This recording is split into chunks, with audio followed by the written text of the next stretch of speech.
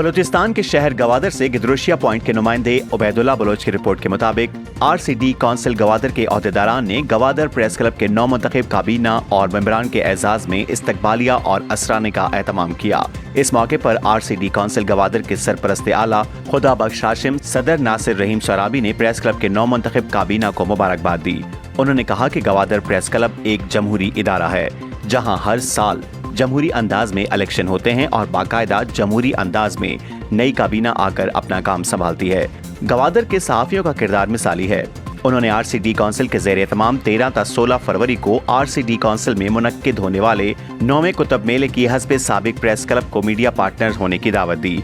इस मौके पर प्रेस क्लब के सदर इस्माइल उमर ने RCD काउंसिल के अहदेदारान की जानिब से प्रेस क्लब के अरकान के एजाज में दी जाने वाली इस्तकबालिया और असराने पर उनका शुक्रिया अदा किया। उन्होंने कहा कि RCD काउंसिल ने हमेशा प्रेस क्लब के सहाफियों के साथ दो तरफा ताल्लुकात इस्तवार किए रखे और ये अमल आइंदा भी जारी रहेगा।